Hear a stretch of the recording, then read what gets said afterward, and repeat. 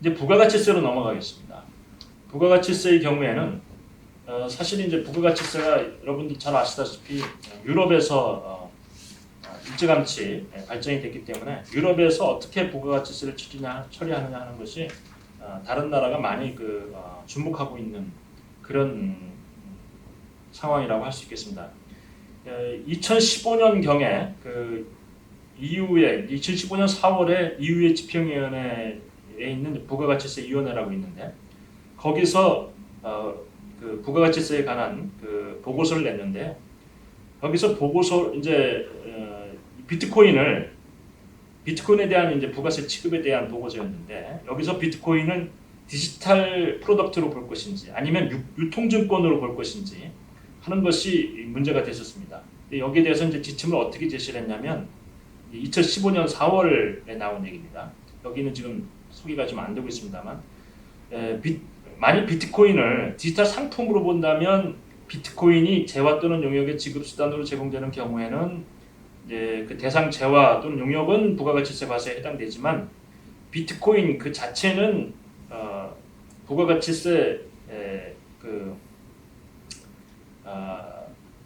과세 대상에 해당된다.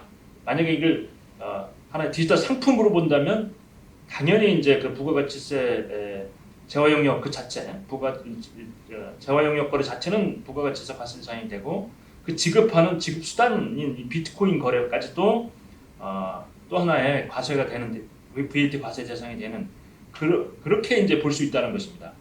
그런데 이제 그런 시각이 하나 있을 수가 있고 또 하나 시각은 뭐냐면 이제 유통증권, Other Negotiable Instrument라고 해가지고 유통증권으로 볼 수 있는데 만약 그렇게 본다면 그것은 이제 적어도 비트코인 부분에 대해서는 면세 거래로 볼 수 있다. 이제 이런 그때 그 쟁점이 상당히 치열하게 대립된 쟁점이 그거였는데 2015년 4월에 그걸 Other Negotiable Instrument 유통증권으로 봐가지고 그 부분에 대해서 면세 거래로 정리를 했습니다. 그게 이제 비트코인을 EU VAT 디렉티브 여기도 나옵니다만 135.1D로 봐서 그렇게 이제 정리를 일단 했었습니다. 그런데 2015년 10월에 ECJ 유럽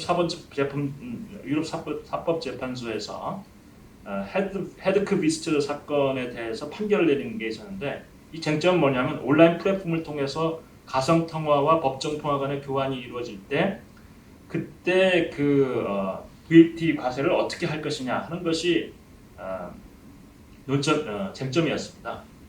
그때 스웨덴 세무당국이 이 부분에 대해서 ECJ에 판결을 요청을 했는데 그래서 이제 그 요청을 받은 ECJ에서 최종 판결을 어떻게 내렸냐면 가상화폐와 법정화폐의 교환이 EU 부가가치세 지침 1종에 따른 과세대상 공급에는 해당된다.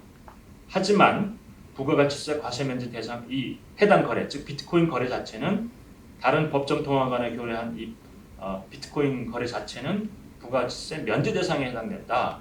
근데 그 면제 대상에 해당될 때 그 이유를 여기 130 지침 135.1이라고 돼 있죠. 요게 이제 화폐 거래로 보는 겁니다. 화폐 거래.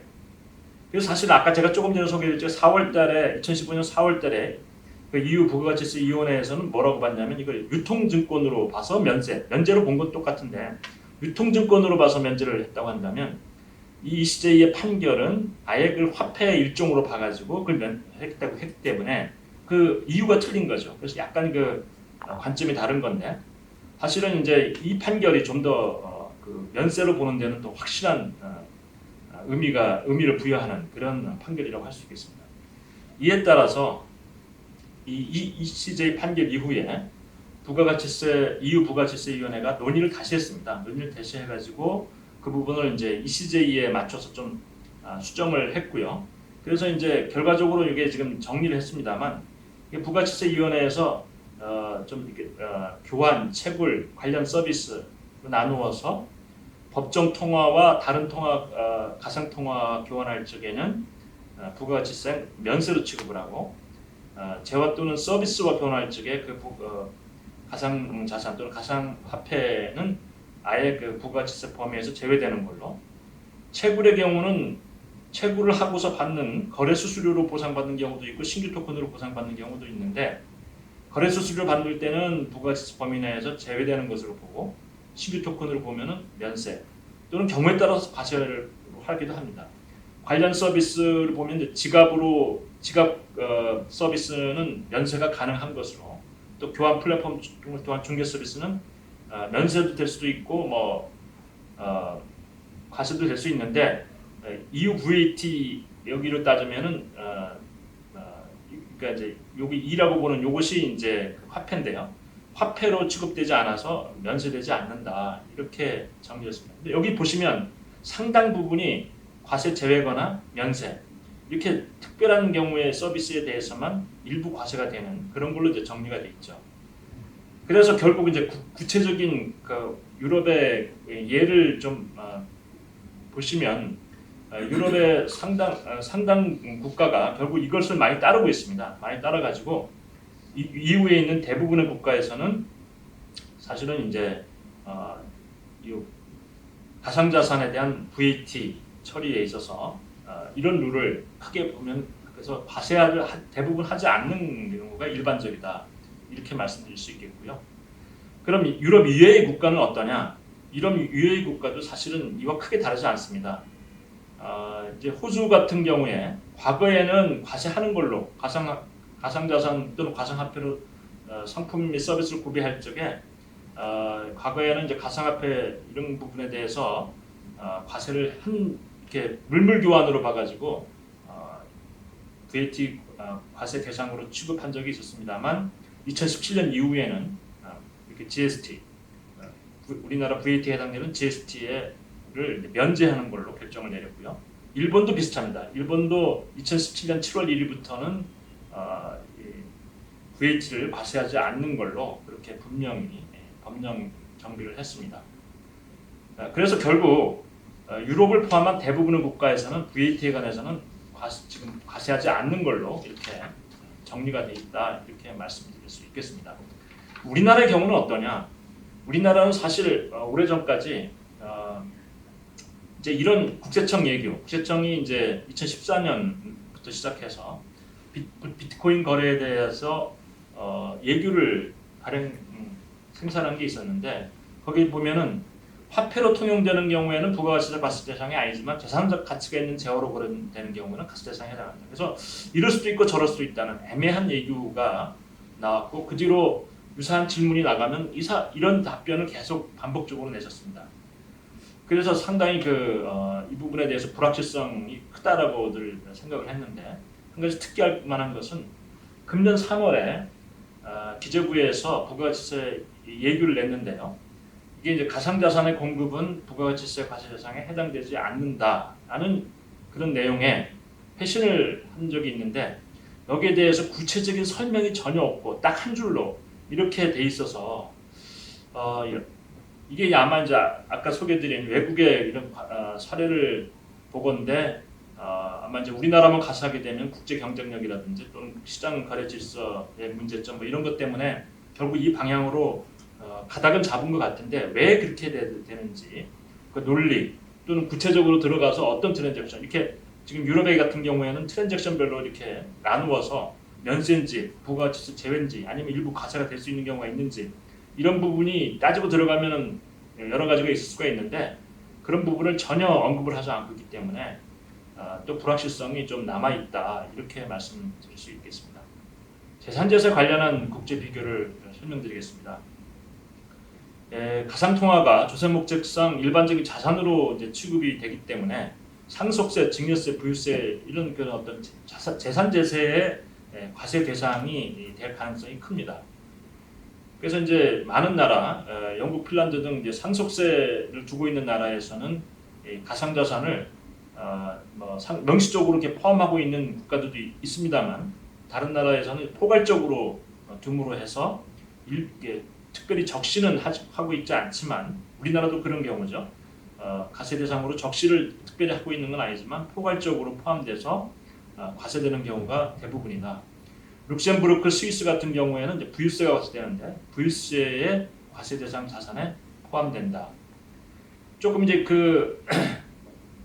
이 이 증여와 관련해서 영국의 경우에는 증여할 때 그 일반적인 얘기입니다만 자본이득으로 소득세를 이제 과세하고 수증자는 수증 시점에서 시가로 이제 취득가액을 산정하게 되는데요. 만약에 이 어떤 이유든 간에 증여자가 증여할 때 만약에 비과세가 된다. 그러면 수증자는 그 시가로 취득가액이 산정되는 게 아니고 그 증여자의 원래 취득가액으로 그 맞아 우리나라 같으면 2월 과세 같은 그런 컨셉이 되겠습니다. 그렇게 과세 취급을 한다는 점이 좀 특징이고요. 미국의 경우에도 시간 관계상 미국의 증여세 일반을 설명하고 있는 건데요. 자세히 설명하지는 않겠습니다. 미국의 증여세 일반 룰에 따라서 가상자산도 같이 그 중에 하나의 자산으로 가서 취득이 된다. 이렇게 설명을 드릴 수 있겠습니다. 우리나라는 아까도 말씀드렸지만 포괄주의 과세로 인해서 현행 규정상 가상자산도 이제 상속재산 또는 증여자산에 포함된다고 이해되고 있는데요. 다만 이 가상자산 평가 방법에 대해서 그동안에는 이제 상증세법에 그런 그 구체적인 내용이 법령에 있지 않았지만 지난 연말 그리고 금년 초에 이제 세법령 개정할 때 이런 그 평가 방법이 명시적으로 들어갔습니다. 그래서 가상자산 평가 방법을 보시면 특정금융정보법, 특구법이라고 이제 약칭을 하는데 여기에 이제 가상자산 사업자 중에 국세청장이 고시한 사업자의 사업장에서 거래되는 가상자산. 아마 이제 국세청장이 가상자산 사업자 이제 최종적으로 금년 중에 이제 신고 수리가 되고 나면 금융위원회에서 신고 수리를 하게 되면 그 업체들을 이제 고시를 할 것 같습니다. 거기서 이제 거래되는 사업장 그 사업자의 사업장에서 거래되는 가상자산이라면 그 사업장의 평가 기준일 이전 이후 1개월간 공표된 일평균 가격의 평균액 이것을 이제 이런 방식으로 할 것 같고요. 그 이외의 자산의 경우에는 그에 준하는 사업자의 사업장의 평가 기준일의 일평균 가격 또는 종료 시간에 공표된 상당히 융통성 있게 이렇게 정의를 해놨는데 아마 그때 예규로 해결하려고 하지 않을까 이렇게 예상이 됩니다. 나머지 몇 가지 추가적인 문제에 대해서 검토해 보도록 하겠습니다. 가치평가 문제, 아까 이제 이미 설명은 드렸습니다만 가상통화는 다른 재산보다도 특히 이 평가에 있어서 상당히 어려움이 많습니다. 이 교환 플랫폼에 따라서 이 평가가 다를 수도 있고 또 동일한 가상통화도 다른 가격으로 플랫폼에 따라서 또 하루 중에도 수차례 끝없이 가격이 변하고 있기 때문에 종가를 산정하기도 어렵고 이런 어려운 점이 평가상의 어려운 점이 있다 하는 그런 말이 되겠고요. 일부 국가에서는 아일랜드나 리투나 뉴질랜드 이런 데서 납세자에게 스스로 합리적인 방법으로 결정하끔 재량권을 두고 있는 나라도 있다고 합니다. 지금 이제 그래서 이 회계 원칙상 적용되는 개별가액법, 선입선출법, 그룹가액 적용 방법 이런 것 중에 어떤 걸 택할 거냐 나라에 따라 좀 차이가 있을 것 같습니다. 지금 최근에 미국에서는 개별가액법을 허용하고 이런 어떤 그걸 원칙으로 하되 어떤 조건이 충족되지 않을 때는 선입선출법을 사용할 수 있도록 그렇게 기준을 채택한 바가 있고 우리나라의 경우에는 지금 작년 연말 그리고 금년 초에 법령 개정을 하면서 법인세법 그러니까 아까 말씀드린 상속재산 이런 재산 평가뿐만이 아니라 법인세법에서도 이제 법인세법 적용 목적으로 평가를 해야 될 때가 있는데 또는 부당회계상 부인 이런 걸 적용할 적에 평가를 해야 되는데 그 시가 산정에 있어서 기준을 제시를 하고 있습니다. 그래서 이제 평가대상 자산의 범위에 가상자산을 추가로 열거를 하고 있고 선입선출법으를 이제 규정을 했습니다. 우리나라는. 그리고 이제 부당회계상 부인 적용할 적에 감정평가업자의 감정평가 대상에서는 제외시키도록 그렇게 특별히 규정을 한 바가 있습니다. 그렇게 해서 그 상정령에 신설된 그 평가 방법을 준용하도록 그렇게 규정하고 있습니다. 하드포크에 대해서 말씀을 드리면요, 아시는 분 다 아시겠지만 블록체인의 경우에 프로토콜 코드를 변경해서 이전 버전과 함께 새로운 버전의 블록체인이 생성됨에 따라서 기존의 토큰 프로토콜에 따라서 이제 하편으로 적용되면서 작동되면서 또 수정된 프로토콜 규칙에 따라서 새로운 토큰이 생성되는 경우 이런 것을 이제 하드 포크라고 불리우는데 최근에 이제 이더리움도 그런 것 같은 액션을 취한 바가 있죠. 이 가정 통화 하드 포크가 있을 적에 토큰 보유자가 새 프로토콜에 따른 토큰을 추가로 수취하는 경우가 발생합니다. 이때 이제 과세 여부를 과세를 어떻게 할 건지 이게 이제 이슈가 되는데요. 이제 여기에 대한 과세 지침은 각국에 아직 많지는 않습니다. 이 수취할 적에는 과세하지 않고 처분할 적에 과세하는 국가가 오스트리아, 핀란드, 영국으로 이제 보여지고요. 이걸 이제 수취하는 시점에 그 하드포크로 해서 새 코인을 받을 때 그때 과세하는 국가는 대표적인 국가가 미국입니다.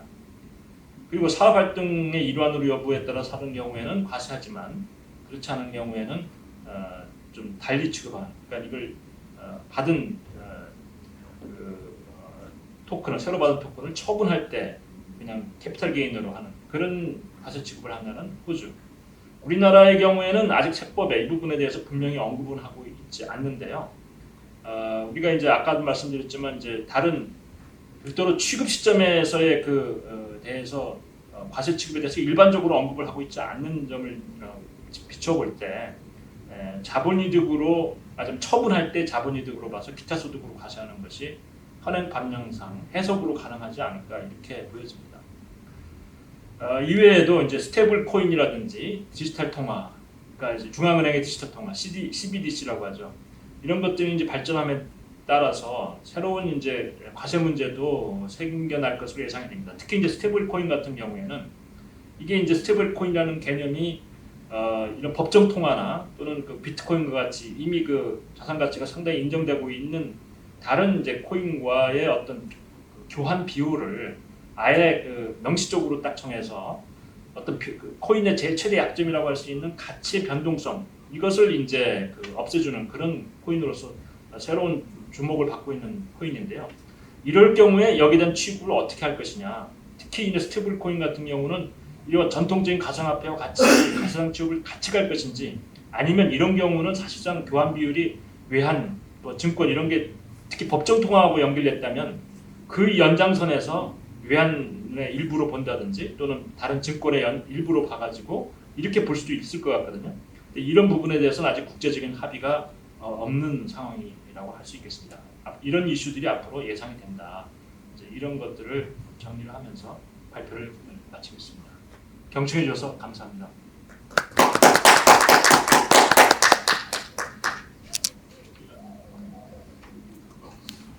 오늘 가상 자산에 대한 여러 가지 전반적인 궁금한 사항들을 일목요연하게 많이 정리해 주셔서 고맙습니다.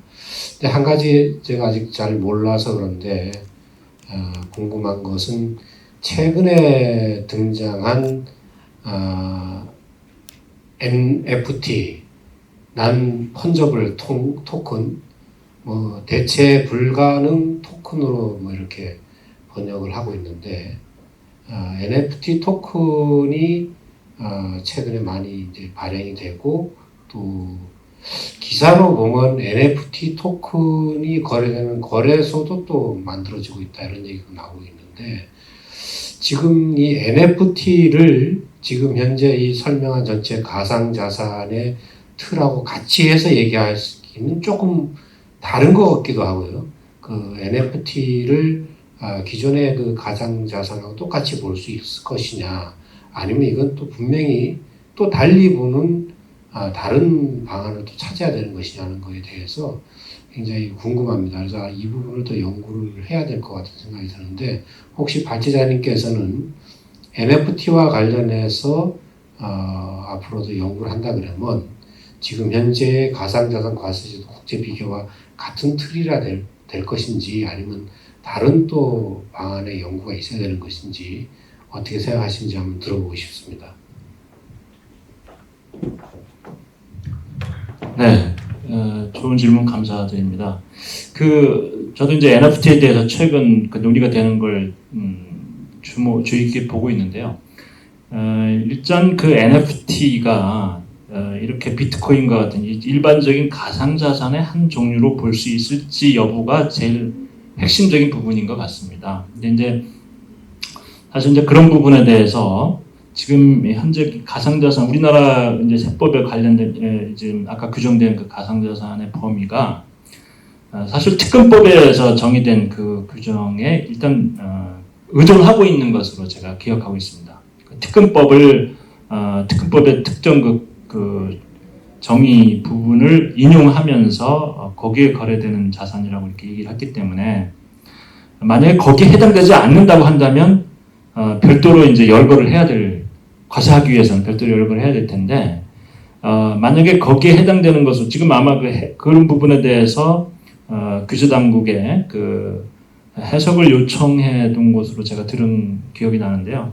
아직 그 부분은 이제 확실하게 정리가 규제 당국에서 나온 것 같지는 않습니다. 그래서 그 부분에서 어떻게 보느냐 이게 정해지면 거기에 따른 과세 취급도 같이 영향을 받을 것 같습니다.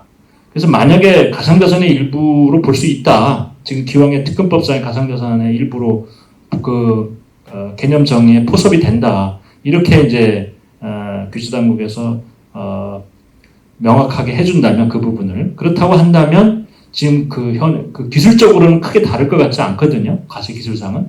그래서 그 틀에 따라서 갈 수 있을 것으로 보이고 만약에 전혀 다른 이건 또 다른 그 another asset이다라고 한다면 그건 아마 별도로 또 소득세법에 규정을 해야만 비로소 과세가 될 것이다 이렇게 생각이 됩니다. 이상입니다. 감사드립니다. 다음에 또 인사드리겠습니다. 감사합니다.